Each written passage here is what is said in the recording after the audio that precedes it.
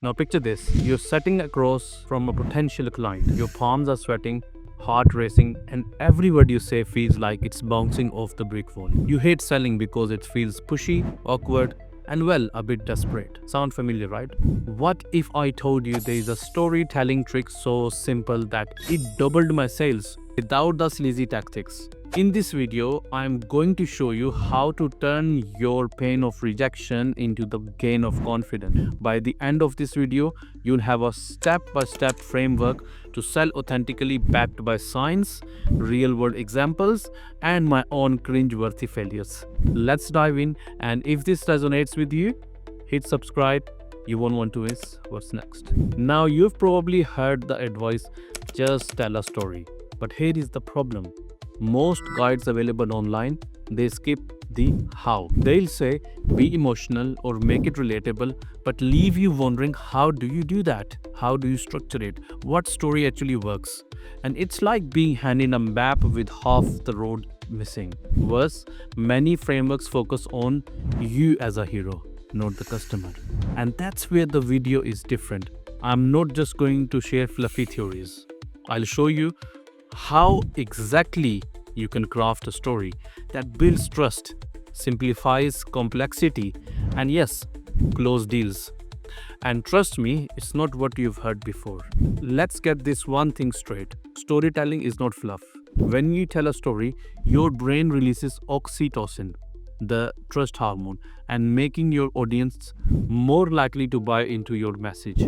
Take TED Talks. The most viral ones are not lectures, they're stories. Sir Ken Robinson, who talked on education, over 75 million views. Why? Because he wrapped data in humor and personal stories. In sales, stories are 22 times more memorable than facts alone. But here's the kicker, your story is not the hero, the customer is. Think of it like a movie. They're the Luke Skywalker. You're the Yoda guiding them through their journey. Let me take you back to my early days. I'd ramble about features, hoping that something would stick. My conversion rate? A dismal 12%. I felt like a used car salesman, and it showed one client even yawned. Yes, he yawned mid-pitch. I realized if I kept this up, I'd burn out, or worse, become irrelevant. That's when I discovered storytelling, but not the inspirational kind, an actual framework, one that transformed my approach. I learned this from my mentors, and it really changed the game in my business. I used to hate selling, but now I can persuade, convince, and I can sell. Let me walk you through it. So the first step is start with their problem and not yours. Now, every great story begins with a problem, but here's the twist. Their problem. As Donald Miller writes in Building a Story Brand, that the customer is the hero, not you. For example, instead of saying our software boosts productivity, try, remember that sinking feeling when deadlines pile up and you're drowning in emails. Now this hooks their emotional pain. I learned this the hard way, and my early pitches were all about my journey. And guess what? Nobody cared. Now the step number 2 is amplify the stakes.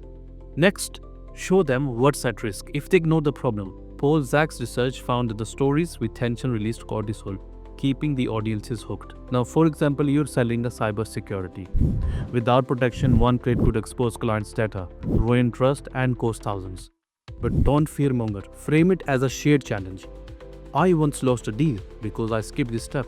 Now, step number 3 is position your solution as a magic weapon. Here's where you introduce your product, but not as a list of features, but you paint it as the Excalibur that solves their problem. Simon Sinek's TED Talk, it nailed it.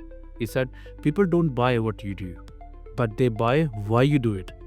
For instance, you would say, our tool isn't just a calendar, but you should say, it's the clarity you need to reclaim your time. I tested this with a client who'd rejected me 3 times. They signed on the spot. Number 4 is prove it with social proof. Now, stories needs credibility.